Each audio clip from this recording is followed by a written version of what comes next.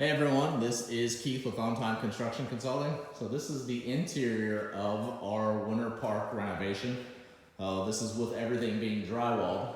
And they've hung all the drywall, and they've actually done first and second muds on it. So that's what they've done. So that's what you see right now.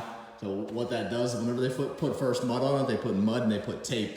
So the tape covers the seams, so you can see some of it right here. So that's actually the seam between two pieces of drywall. So they've got first mud on that. They'll be back and they'll put another coat of mud over top of that and skim everything out. So that's gonna happen tomorrow on this one.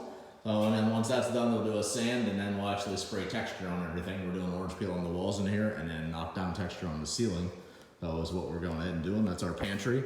But when you see the big heavy places of mud like this, so that usually means a couple of different things. One, you've got seams there. Two, you've got screws there. Or three, they're looking to float something out there. So is what it typically is. In most of these cases, like 4 foot off of the floor, which is where this one is right here, that's your typical break of a board. So one board comes up off the floor 4 feet. You've got a seam, the next board goes up. These are 8 foot walls in here. So you end up having 2 boards. So that's what you've got. That's why you've got the one big seam in there. So when you're doing the corners, so they put tape in the corners. So just like they do over the seams. So whenever you go ahead and tape the corners, that'll go ahead and help prevent some of the cracking that goes on. Houses do settle.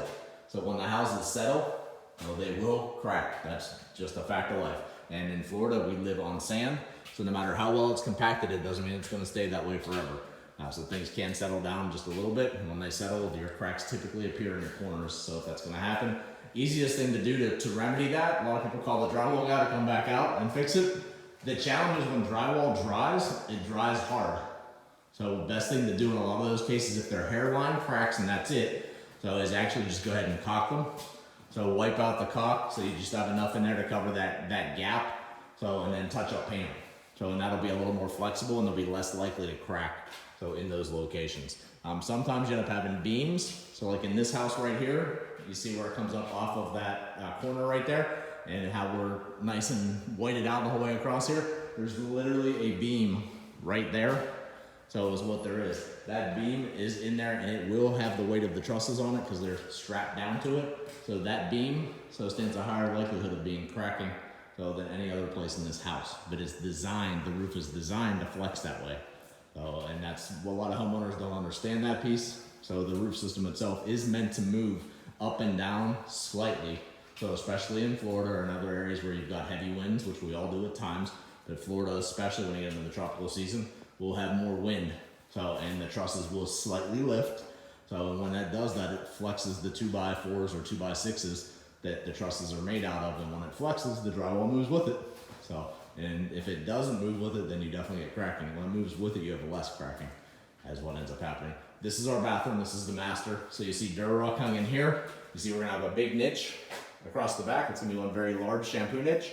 So now we've got a smaller one over here in between our 2 heads. That's an actual shower head.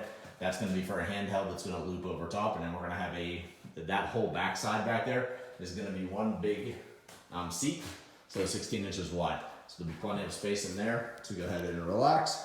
So for you ladies who shave your legs, that's the perfect place to be able to shave your legs.